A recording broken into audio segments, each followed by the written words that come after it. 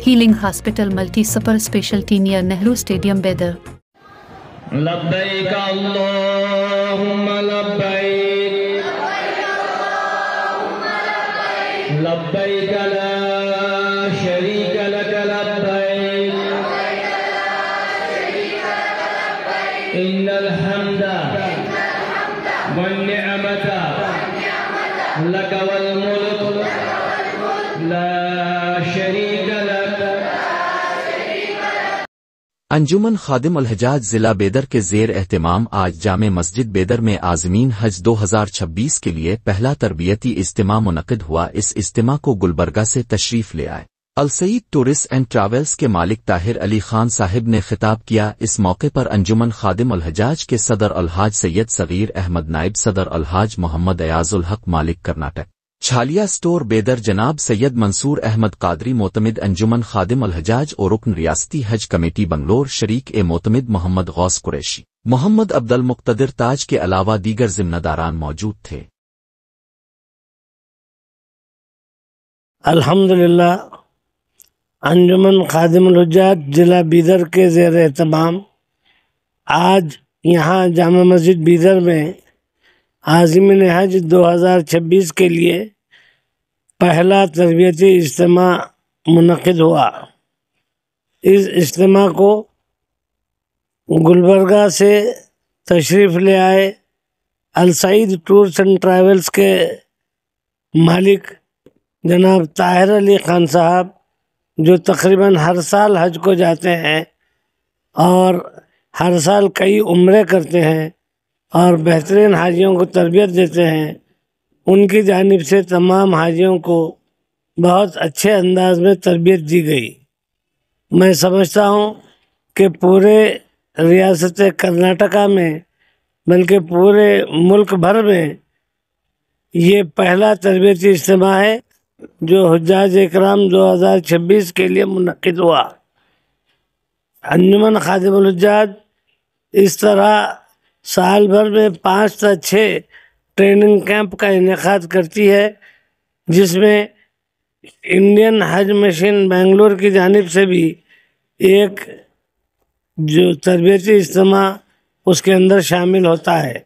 تو اس طرح انجمن کے اپنے کام ہیں اور تمام حاجیوں سے ہماری دعا ہے کہ وہ تمام انجمن خادم الحجاج کے اراکین کے لیے ارض مقدس کعبۃ اللہ شریف میں اور مدینہ منورہ میں دعا فرمائیں۔ And travels Bidar Hajj and عمرہ سروسز حرم مکہ اور حرم مدینہ کے نزدیک رہائش اور حیدرآبادی کھانا کے ساتھ بہترین پیکیجز۔ خادم حجاج کا نائب صدر ہوں۔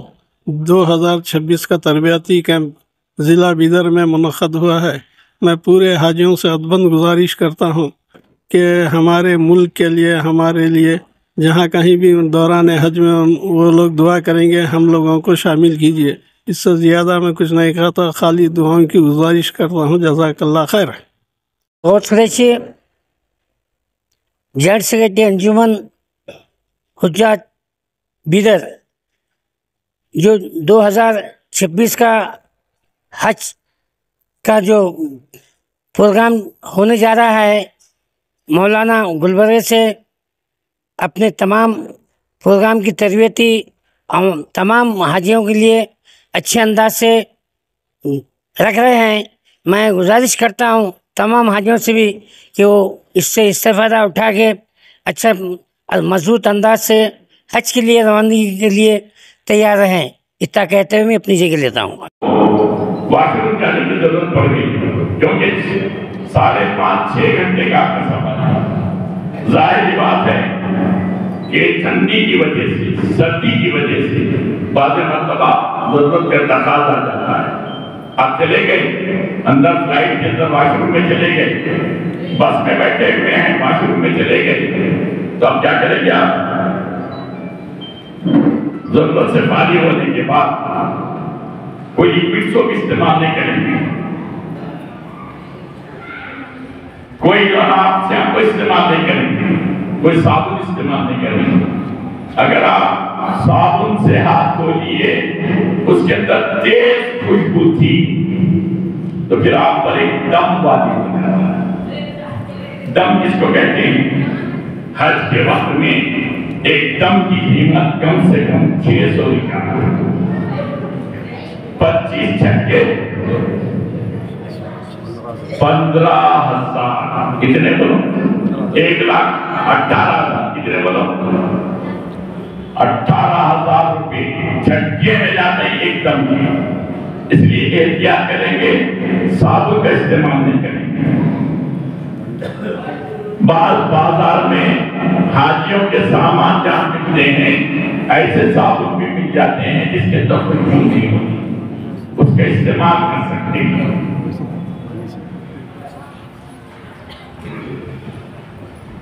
آپ مکے میں جائیں گے،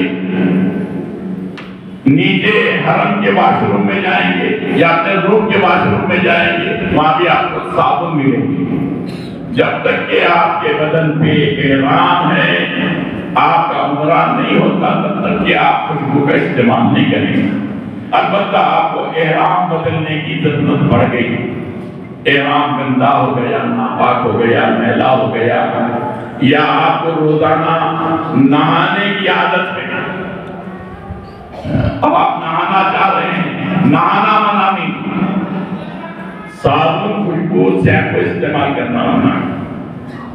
بدن کے اوپر کا جو میل ہے اس کو مل کے رگڑ کے نہیں نہانا ہے، پانی ڈال لیجیے، آہستہ سے ہاتھ پھیر لیجیے، چل جائے گا۔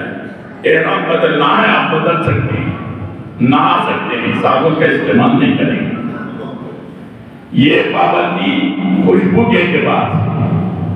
کھانے کے اندر خوشبو، ہمارے پاس کبھی ہوٹل میں چلے گئے کھانا کھانے کے لیے، بریانی آ گئی، بریانیاں کا آرڈر دے دیے، بریانی کے اندر عمومی طور پہ شازیرہ استعمال ہوتا ہے، لونگ استعمال ہوتا ہے، الائچی استعمال ہوتی ہے، کوتمیر پودینہ استعمال ہوتا ہے، مسالے استعمال ہوتے ہیں۔ جو مسالے پکی ہوئی شکل میں بریانی میں آتے ہیں، جس میں خوشبو ہوتی ہے، اس کھانے کا استعمال کر سکتے ہیں۔ جو اوپر سے خوشبو ڈالی جاتی ہے وہ استعمال نہیں کر سکتے۔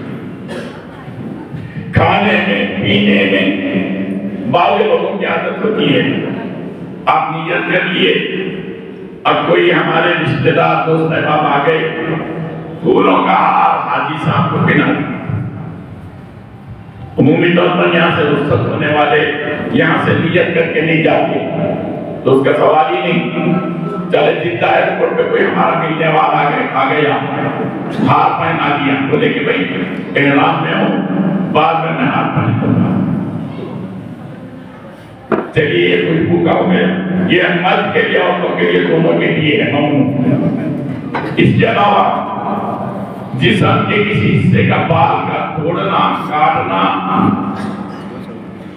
منڈانا، جسم سے جدا کرنا، یہ ممنوع ہے حالت احرام میں، عورتوں کے لیے بھی مرد کے لیے۔ ہاتھ کے پیر کے ناخن کٹ کرنا، یہ ممنوع ہے حالت احرام میں۔ اس کے علاوہ لڑائی جھگڑا پہلے سے دونوں کے لیے ممنوع تھا، اسلام میں اس کو پسند کیا ہی نہیں گیا۔ اللہ تعالیٰ نے سختی کے ساتھ الحج اشہر معلومات فمن فرض فیہن الحج فلا رفث ولا فسوق ولا جدال فی الحج، جدال فرمایا کہ حالت احرام میں جبکہ لڑائی جھگڑا پہلے سے ممنوع ہے، خاص طور پر اللہ تعالیٰ نے بیان فرمایا لڑائی جھگڑا اس سے منع کر دیا گیا۔ ایسا اکثر ہوتا ہے احرام میں آدمی کے اندر نیند نہیں ہو گئی، دماغ میں خشکی آ گئی، لمبی لائن لگی ہوئی ہے، ایک حاجی صاحب آگے بڑھ گئے، لائن کو توڑ گئے، اب وہاں سے لڑائی شروع، کھانے کے اندر لائن لگی ہوئی ہے، وہاں لڑائی جھگڑا شروع، ذرا کچھ اونچ نیچ ہو گیا، لڑائی جھگڑا شروع۔ لڑائی جھگڑے سے بچنا ہے، رفث فسوق گناہوں سے بچنا ہے، بے حیائی کے کاموں سے بچنا ہے، ساتھ منع کیا گیا۔ بعض جو چیزیں ایسی تھی جو حالت احرام سے پہلے حلال تھی، جیسا کہ بیوی سے بوس گنا، محبت کی باتیں کرنا، جذبات کے اٹھانے کی باتیں کرنا، یہ جائز تھا، حالت احرام میں حرام قرار دیا گیا، ممنوع قرار دیا گیا۔ اشارے سے کنائے سے بھی ایسی باتیں جس سے جذبات ابھرتے ہیں منع کر دیا گیا، اس سے بچنا۔ اس کے علاوہ جسم میں پیدا ہونے والی بعض مخلوق ہیں، جیسا کہ جو ہیں، لکھ ہے، پسو ہے، یہ اندر پسینے سے بعض چیزوں کی وجہ سے بدن میں پیدا ہوتی ہیں، سر میں پیدا ہوتی ہیں، ان کو مارنا حالت احرام میں ممنوع ہے۔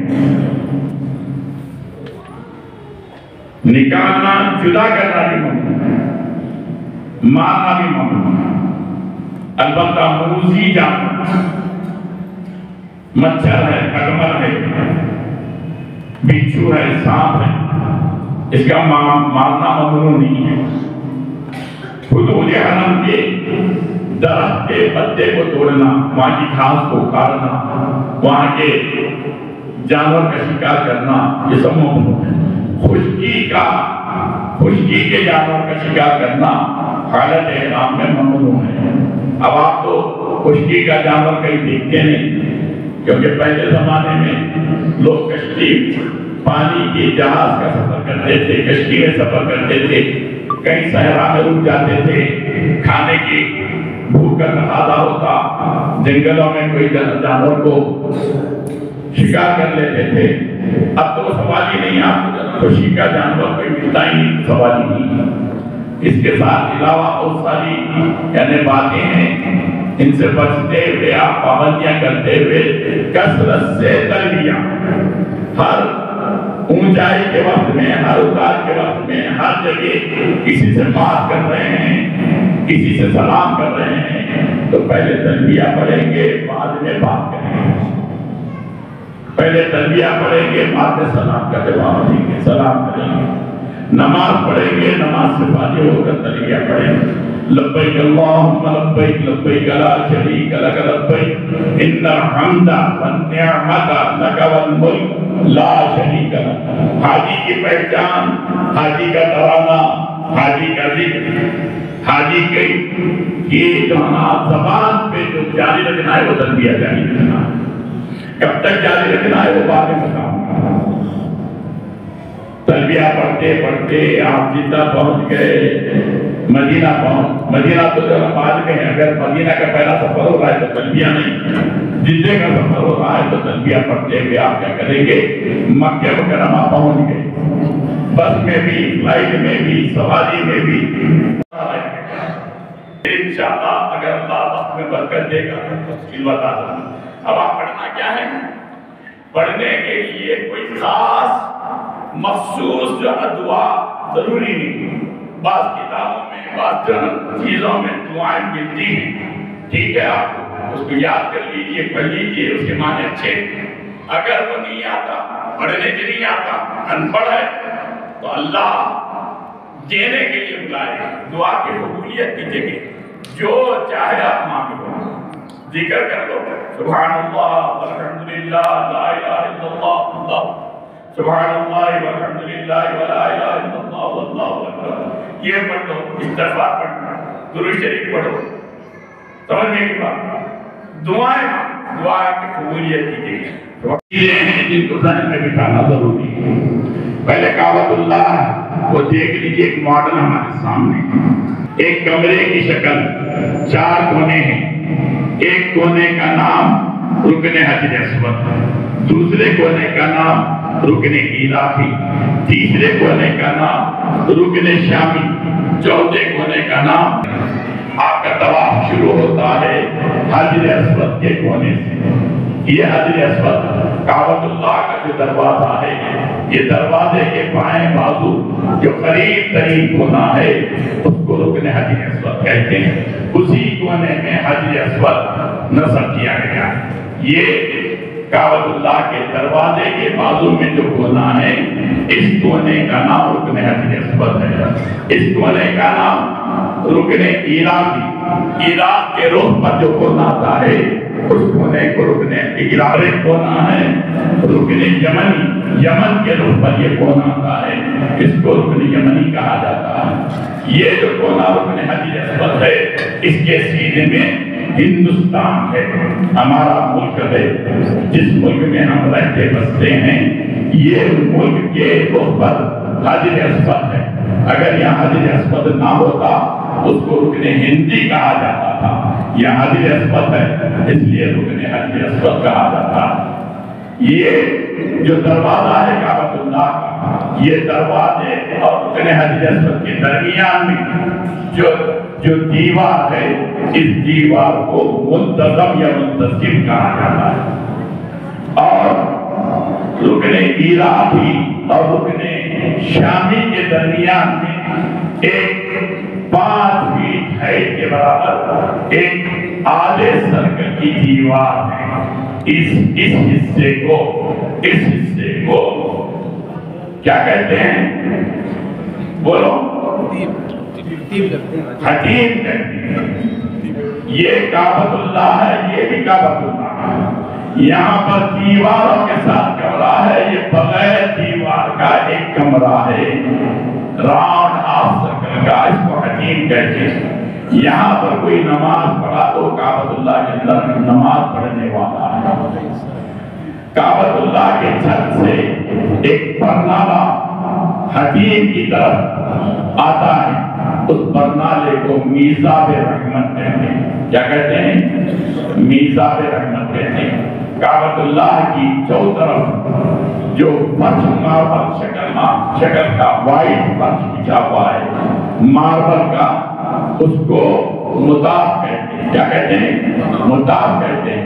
کعبۃ اللہ کے دروازے کے سامنے ایک سنہری ایک شوکیس ہے.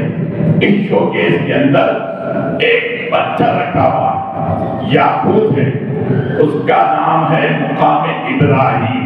کیا ہے؟ مقام ابراہیم. یہ سب چیزیں آپ کے ذہن میں رہی تو پھر طواف کے اندر جو تفصیلات بتائی جا رہی ہیں اس میں آسانی ہو جاتی ہے. عمومی طور پر کعبۃ اللہ کے مسجد حرام میں داخل ہونے کے لیے 242 دروازے. کتنے؟ 242 دروازے. پرانے حرم کے 99 دروازے